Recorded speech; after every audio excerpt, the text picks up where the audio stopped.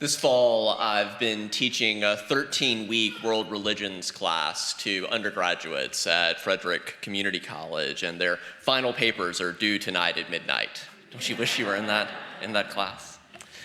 Last week for our final session, we revisited the three major themes that as we've gone to all these different religions, these three themes have been woven throughout.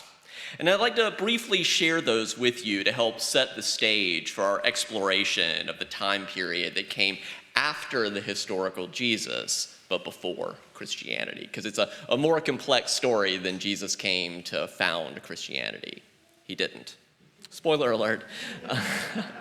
The three major themes that were woven throughout my students' 13-week journey through the world's religions are that definitions matter. 2, original diversity, and 3, responses matter. I'll say more about each. And since our focus is the Christian tradition, I'll be using that as the example for all three. But we could examine each of the world's religions, as well as many other things in our world, through these same lenses and find similar results. Because as it turns out, although it very much matters, different cultures do shape things differently, it also matters that human beings are in all those cultures and also have some similar ways that they behave individually and in groups. So the first, definitions matter. Who decides what Christianity means? Who decides who Jesus was? Who controls which part of the traditions are emphasized and which are neglected or suppressed or literally buried with the Nag Hammadi Gospels to later be dug up? Though I actually think those were probably buried to keep them from being burned. So that was actually kind of buried in a good way to save them. And crucially, who benefits and who loses out as a consequences of these definitions? Definitions aren't neutral things. As you've heard me quote before, if you're not at the table, you might be on the menu. As Hamilton, the musical, taught us, it matters if you're in the room where it happens, right? Definitions matter, and how religions are defined is never purely an impartial process, whatever that would even mean to be a fully impartial process. It doesn't happen in a vacuum. Definitions happen in particular and peculiar places. And often definitions are always a function of imbalanced relationships that typically favor the powerful over historically oppressed groups. So definitions matter. Second, original diversity. Often students sign up for a world religions class because they're interested in studying the differences between the different world religions. And that's one good approach, and we do that. However, an equally valuable task is to notice that there is tremendous diversity within each religious tradition. And often, like the more conservative aspects of one tradition might have more in common, at least sociologically, with the conservative aspects of other religions than they do with more liberal or progressive members of their own, and vice versa. Like, we have much more in common with Reformed Judaism and the United Church of Christ than we do with so it's like, just, notice that. That's important to notice, diversity within the world's religions. There has never been one monolithic Christianity. There has always been Christianities, plural. And if we look around the world today, just think about the differences, the intent, the aesthetics, just the whole vibe between going to a Roman Catholic Mass at the Vatican, going to an evangelical megachurch in Texas, going to a simple Amish Sunday service in Pennsylvania, going to a liberal progressive Christian congregation in Manhattan, going to a snake-handling church in Appalachia, going to a base community in Brazil that is grounded in Latin American liberation theology. I could go on with many more examples, but my point is if you zoom out to consider all the different types of Christianities in the world today, one might question just there to what extent it even makes sense to call all those diverse examples the same religion. And one can make a similar breakdown of all the Hinduisms, all the Buddhisms, all the Judaisms, the Islams, the paganisms, and more. There's immense diversity, not only between the world's religions, but immense diversity within each tradition. And if we turn back the clock, we find that in all the world's religions, there is diversity, messiness, and competition over power and control and who gets to determine various meanings and interpretations that go back to the very beginning. And also, and I'll say more about this later, you also see that founders didn't just say one thing. Like they said different things over different time, were evolving and changing and growing and learning themselves. The third piece, so definitions matter, original diversity, and responses matter. Given that diversity that we've just outlined, there are real consequential choices to be made of where one aligns oneself. And I encourage my students, wherever they're, whatever flavor of religion or non-religion, to take responsibility of their choices. And I particularly like the framing of the interfaith activist Eboo Patel, who says you need to be accountable for whether you are, for the most part, helping create bubbles, barriers, bombs, or bridges. You know, are you creating bubbles, just deciding we're just going to go off, think of the Amish. We're just going to go over and be separate and just have our little bubble and be pure and whatever. That's one way. Are we creating barriers? We're out in the world, but we're setting a lot of boundaries to keep other people from intermixing with us too much. Keep the other out or away. Or are we making bombs? We're just going to destroy the other. Then we don't have to worry about them.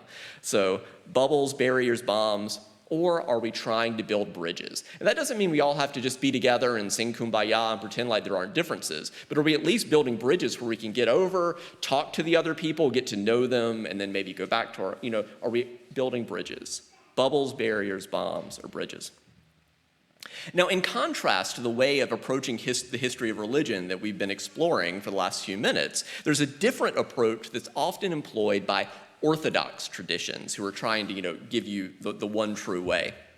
This version of history attempts to tell the particular perspective as the one exclusively true version from which all other views are deemed to be heretical deviations. Religion scholars call this a master narrative, an attempt to tell a story that dominates and controls and subsumes all alternative versions of the story. Now, again, we're going to continue to use Christianity as our case study for our focus, although, again, we could do the same for all the world's religions. So there's one way of telling the story of Christianity that focuses on the Apostle Peter as the heir apparent to the historical Jesus, and that Peter then passed the so-called one true gospel on to Linus, the second pope, and so on in an unbroken line of apostolic succession, which is really complicated if you've ever studied, medieval history, and so on down to the unbroken line all the way down to Jorge Bergoglio today, known as Pope Francis, the 266th pope, according to the traditional reckoning. Now, if you read the Gospel of John, however, it turns out that according to the Gospel of John, the beloved disciple, was actually the favored disciple of Jesus. But if you read the book of James, turns out it was James, Jesus' brother, who was the primary leader after Jesus' death, setting up in Jerusalem. Likewise for Paul's letters. Shockingly, Paul turns out to be he even calls himself a super apostle, right? And the same for the Gospel of Thomas or the Gospel of Mary. There it turns out that Thomas or Mary, turns out to be the most important one. If you try to adjudicate between these competing claims of authority, a question can arise in the words of the historical Jesus scholar John Dominic Crossan. Just how many years was Easter Sunday? And you're like, wait, wasn't Easter Sunday just a day? No, how many years was Easter Sunday? What he means is that the traditions around what happened after Jesus' death, what happened, how we tell that story, how we understand it, it was not just one story of one morning told and retold in unchanging ways until today. Indeed, if you just look at the four canonical Gospels, Matthew, Mark, Luke, and John, they disagree in all manner of details about that story if you compare them out. These traditions were years in the making. This is true both for the date of Easter, which seems to have not been set until a full century after Jesus' death, and for the stories about Jesus' appearance after his death, which were formed in the telling and the retelling as his various followers struggled to make sense of his death, which was, to just use one word, was incredibly traumatic. These are people that were incredibly traumatized. Their leader was killed by Roman state execution, and wrestling with that. These stories were told in different ways by different communities that gathered around Peter and James and John and Mary and others and Thomas and other competing leaders in that first generation following Jesus' crucifixion. The Harvard historian of religion, Karen King, puts it this way in her book, The Gospel of Mary Magdalene. The beginning is often portrayed as this ideal to which Christianity should aspire. and conform. We need to go back and conform to how it allegedly was. Here, Jesus spoke to his disciples, and the gospel was preached in truth. The churches were formed in the power of the Spirit, and Christians lived in unity and love with one another. Even though if you read the story, it tells it from the very beginning that they fought amongst one another, right? And they didn't live in simple simplicity, even though there were also some beautiful things happening. She says, but what if it, as it turns out it seems to be, what if the beginning was a time of grappling and experimentation? What if the meaning of the gospel was not clear and Christians struggled to understand who Jesus was? Remember the three themes with which we began. Definitions matter. Who gets to decide what Christianity means and who Jesus was? Who benefits? Who loses out? There was original diversity, not one right, true way. And our responses matter of which parts of the story we choose to valorize and which we deprecate. I've been thinking about these matters recently as I've been reading a new book that was published a little more than a month ago titled After Jesus, Before Christianity, a historical exploration of the first 2 centuries of the Jesus movements, plural. It's by the Westar Institute. Some of you may remember the Westar Institute during the name they were known as during the 1990s, and the 1980s actually is when they were founded, the Jesus Seminar. The 1990s is when they were making a lot of headlines. The most famously, they made the claim that there's actually a pretty good argument for that. I'm glad to talk about another time. I'm really going to have to restrain myself. I have so much to say about this topic that I'm just going to watch how many tangents I go on. But anyway, the claim that they made that got all the headlines was that he only said about 20% of what was attributed to him in the Bible. Since then, the Westar Institute has continued its work. They had the Acts Seminar on the Acts of the Apostle, the Paul Seminar on the Apostle Paul, the God Seminar on contemporary explorations of what is it that we mean by this word, God. Their latest focus is the Christianity Seminar on the time between the life of the historical Jesus and the conceptualization of a religion called Christianity. As it turns out, neither Jesus nor Paul nor any of those other early leaders mentioned earlier would have understood themselves to be Christians. That's not what they would have called themselves. That term came later. But today, in retrospect, it can be really difficult not to apply it anachronistically because it's the term that won out. It's just really hard to understand kind of how it was in that time. So in 2010, I really started thinking about Pamela Eisenbaum, who's a wonderful Jewish scholar of the New Testament. I love Jewish scholars of the New Testament tend to bring this interesting perspective. She wrote a really interesting book called Why Paul Was Not a Christian, because that's just not how Paul would have understood himself. And there's so many other things I'd love to do. I'll just very briefly tell you. So much of like how we read the Apostle Paul, it's hard to read what Paul wrote, even if we're reading the words, because we read the words Paul wrote. We're so influenced, even if you don't even know you are, we're influenced by how Luther read Augustine's reading of Paul. So like it's so hard not to read Paul and not be influenced by the way Luther read Augustine's interpretation of Paul. Like it's just difficult. And if you really learn to read Paul, you will see that most people read Paul in a way that is much more wooden than the way Paul actually read what was the Bible for him. So for Paul, the Bible was the Torah and the prophets, because at the time of Paul, the Jewish Bible wasn't even finished. And he was just starting to write what would become the New Testament, like a few centuries after him. Paul, if you look at how he read the Torah and the prophets, it was very spirit-infused, very free. And then people turn around and read Paul in this very wooden, literal way that doesn't have that same freedom. Anyway, it's very interesting. So this call to beware of anachronisms is similar to our explorations a few weeks ago around the history of Thanksgiving, which is also much messier and more complicated than the single unbroken tradition, of 400 years. It's just more complicated than that. In 2 weeks, we're going to explore a similar dynamic around Buddhism. For now, in regard to Christianity and the early decades following the death of the historical Jesus, not only did Jesus have no intention of founding a religion called Christianity, the use of that term Christian was extremely rare, with no certain occurrence in the first century. It's really kind of an early second century word, which just seems bizarre, but if you go back, that's what the evidence shows us. If we look at all 27 books of the Christian New Testament, we might think, well, the word Christian, it must be like all over the place, right? It's in 3 places. It's Only in 3 places. Twice in the book of Acts, once in the book of 1 Peter. Moreover, it's not clear that that contemporary word Christian is actually the most helpful translation of even those particular instances, because that has all this baggage that the word Christian has come to mean sort of what it meant in the 3rd and 4th century. It's not really representative of the 1st century, the 100s and the 200s, as about certain creedal claims about theology. That word Christianos in Greek had the sense of basically of asking, are you associated with this man named Jesus who is known as the Anointed? Because, of course, Christ wasn't Jesus' last name, right? Jesus of Nazareth, it's a title, right? And it was applied to a lot of people. So Christ is just the Greek version of the Hebrew word Mashiach, which means Messiah, which means anointed one. And so kings were anointed. I mean, look at King Cyrus of Persia, the one who came to power in Persia, which is ancient Iran, and sent the Jews back from the Babylonian exile. That dude was called a Messiah. It's someone who's sort of anointed, doing God's work in the world. There's an additional related Latin word called Christianus that was in a letter written by a Roman magistrate named Pliny the Younger that has similar connotations. So the first important point is that word often translated Christian in the Bible and from this one extra biblical account is surprisingly rare. 3 times in the Bible, 1 time outside the Bible, really early. And the second important point is that all 4 of these references are not from the 1st century. They're likely from the early 2nd century, the early 100s, or maybe even as late as 150, it's hard to say.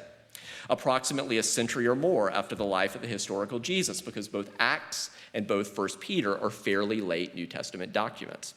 So again, very, very quickly, so the life of the historical Jesus, so if you think about this arc, we don't even know the year Jesus died.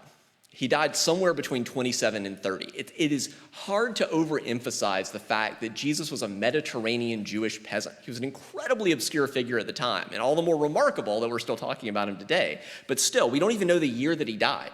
It was Passover within this 3-year period. That's how obscure we're talking about. And keep in mind, think about if something happened in 1927 or 1930 and nobody wrote about it for 2 decades. Because remember, Paul's the very first chronological book of the New Testament is 1 Thessalonians. It's Paul, right? All the first books are Paul. All in the 50s, culminating with Romans in the 60s. So you think about, nothing got written for 2 decades, all the 30s and the 40s, and then in 1950, the equivalent, we get a decade of this dude who never met Jesus. Now, he would say he met the resurrected Christ on the Damascus Road, but he never met the historical Jesus, is writing about him. And then the Gospels aren't written until the 1970s, right? The equivalent of something happened in 1930. Mark in the 70s, Matthew and Luke in the 80s, John in the 90s, and, there's so much I'd like to say. 90% of John is unique to John, right? John's doing theology very clearly, not history. And so then you get in the 100s, the Acts and 1 Peter, and all the way until 2 Peter, probably the last chronologically.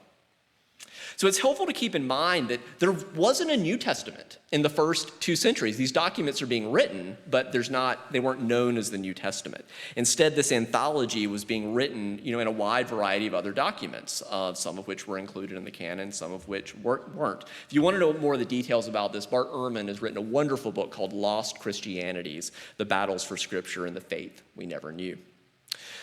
It's actually the 4th century. It's the year 367 is when this dude named Athanasius wrote a list that includes the 27 books we've come to think of as the New Testament in the order that we know them. But he was actually just speaking. He was just Bishop of Alexandria.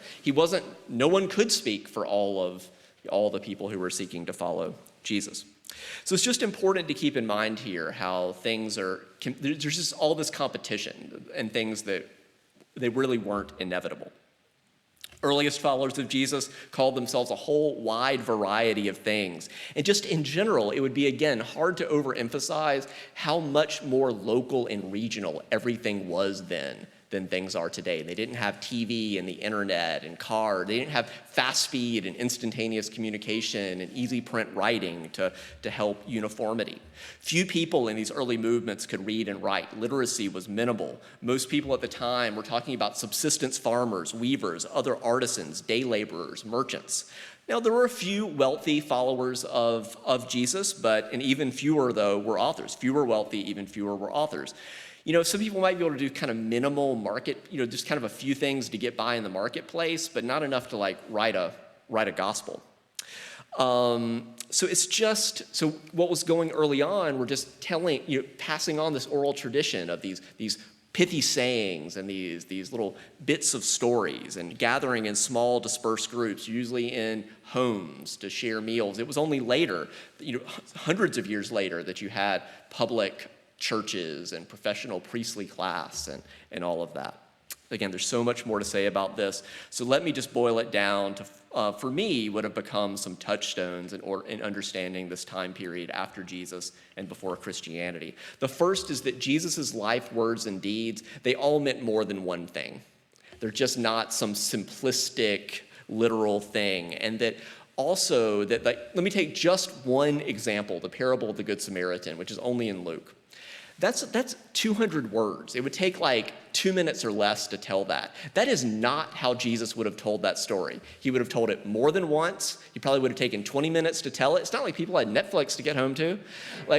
These stories, what we have written down are not court transcripts, so these little nubs of what comes to us in oral tradition. It just would have been Jesus would have told these stories different ways. They would have evolved. That's how oral tradition works. There was no simple heir apparent, and it's and here's the other thing, that we can own as modern UUs. Even if Jesus did intend one true way and one heir apparent, which I don't think he did, but even if he did, I just disagree with that. That's a bad call. If that were the case, we can disagree with the founders of religion and do something different. We're not limited to how it used to be. And this is an even more important point that I first started to really get in seminary. And when I was reading a lot of feminist scholars, it's always been about more than one individual male. We just spent so much time as human beings fetishizing the identity of this one male. And even for Jesus, it was really not about him. It was about the kingdom of God, which we've come to call the beloved community. It's just not about one dude. It's about this larger movement. It's about this larger community. And finally, again, this is basically what I said earlier, that earliest isn't always best. It's not that's this Protestant impulse, this idea that it was pure in the beginning and we just need to get back to the pure. And there's some truth to that, to letting go of corruptions, but don't miss the way there really has been good things discovered in the 2,000 years of Christian tradition, post Jesus. And we need it's a both and. It's getting that stuff that was really good at the beginning and may have gotten corrupted, but also not missing all the John of the Cross, Teresa of Avila, St. Francis, all this great stuff through history. Don't miss that. And so I'll move toward my conclusion by quoting two of those feminist scholars. The first is Elizabeth Schussler-Fiorenza, and she invites us to consider that there's always already been this just ongoing struggle for equality and community over against domination and control. And actually, I think you see that in Jesus himself, that struggle of equality and community over domination and control. We see it all the way through Christian history. And so Melanie Johnson de Favre, a student of Schussler-Fiorenza, similarly argues that if the way someone is teaching and practicing the Christian tradition, if it contributes to the liberation and the dignity of all people, we should celebrate it and support it, whether or not we identify with the Christian tradition or not. And conversely, if someone is teaching and practicing Christianity and it's contributing to greater domination and control, especially of individual women over men and other historically oppressed groups, then we should oppose it, as the prophetic people, going back to the Hebrew prophets, always did. If you're interested in more about that, about what the Christian tradition does look like today, what it can look like, that UU Christian group is meeting on Sundays at noon to study the final book of John Shelby Spong. For now, I'll conclude by just revisiting those themes that we began with. The first is that definitions matter. We do not have to limit our understandings of Jesus and the Christian tradition to one exclusive meaning, especially if we or the people that represent us and our concerns were not in the room where it happened. We don't have to limit ourselves to that. If we weren't at the table, we don't have to allow ourselves to be on the menu. We can set our own table, come to our own conclusion, and widen our circle of inclusion to invite as diverse a set of people as possible to dine with us at our table. And I would argue that's actually what Jesus would do and did. Original diversity. Debates about the historical Jesus will never be settled once and for all. John Dominic Crossan, that I commented earlier, he actually calls it a huge embarrassment that all these incredibly smart people study this stuff in good faith and come to such widely different conclusions about who Jesus was. So we're never going to settle that once and for all. Too many smart people have tried. Regardless, the point was always much more than about the identity of one individual male. The point was always about what Jesus called the kingdom of God, what Dr. King taught us to call the beloved community, which is a more inclusive and this worldly name for the same work. And finally, responses matter. Regardless of what did happen or what didn't happen 2,000 years ago, what matters more is whether we choose to seek justice, mercy, reconciliation, kindness, compassion, and love right here and right now. And I'm grateful to be with you all on that journey. For now, as we continue to wrestle with the legacy of what came after Jesus and before Christianity, let us listen to our musical response, O young and fearless prophet.